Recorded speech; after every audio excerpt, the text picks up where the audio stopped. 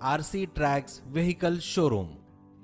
एक गांव में Shukla chit fund private limited नाम की कंपनी थी। उस कंपनी के मालिक का नाम था शुक्ला।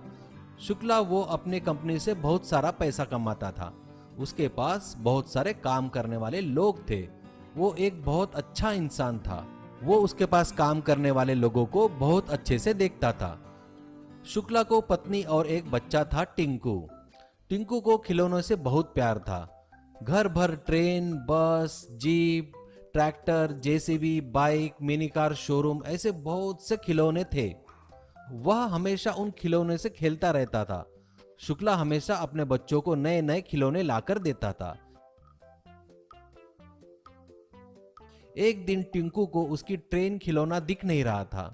वो उसके लिए घर भर ढूंढ रहा था, पर वो दिखाई नहीं दिया। टिंकू, माँ मेरी ट्रेन कहाँ है? कितना ढूंढा पर मिला नहीं।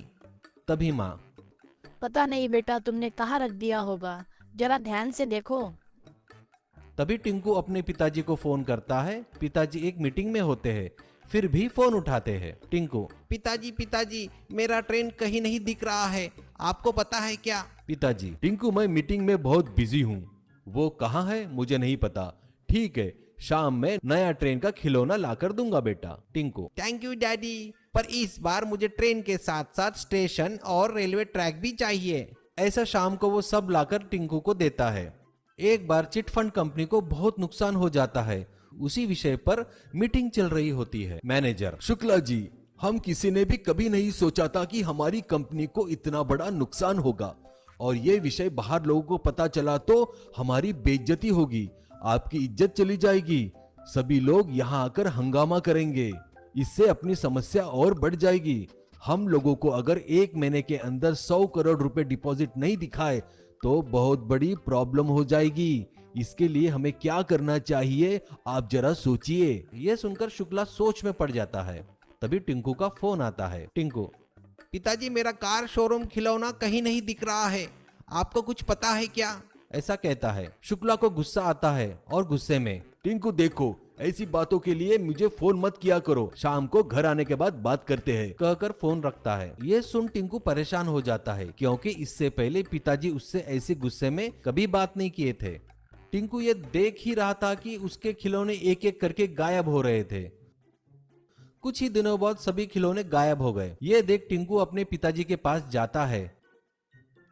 तभी पिताजी फोन पर किसी से बात कर रहे होते हैं। शुक्ला, आप कुछ भी कीजिए, वो लोन हमें जल्दी से जल्द मिलना चाहिए, आपके पास ज्यादा समय नहीं है, अगर लोन नहीं मिला तो अपनी कंपनी बंद हो जाएगी। तभी टिंकू आकर, पिताजी मेरे सभी खिलौने नहीं दिख रहे हैं, घर पूरा ढूंढ लिया पर नहीं मिले, आपको कुछ पता है क्या? पिताजी को यह सुन गुस्सा आता है और फोन फेंकते हुए, टिंकू तुम्हें दिमाग है क्या?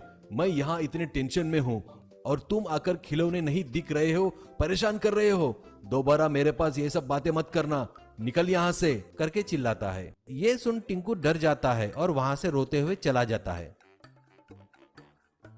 शाम को शुक्ला एक ट्रैक्टर का खिलौना लाकर टिंकू को देता है और कहता है, सॉरी टिंकू, सुबह तुझ पर चिल्लाया ना, ये ले खिलौना, अब जाकर खेल, कहकर देता है। टिंकू, थैंक यू पिताजी, थैंक यू।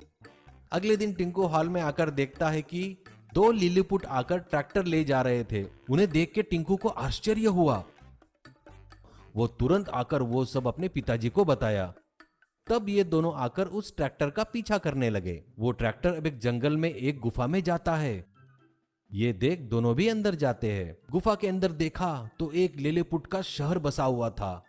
जिधर देखो उधर बुलेट ट्रेन, ट्रैक्टर, कार के शोरूम, ट्रैक्टर, जेसीबी, बस, ये ही नहीं सभी प्रकार के खिलौने वहां लोग चला रहे थे।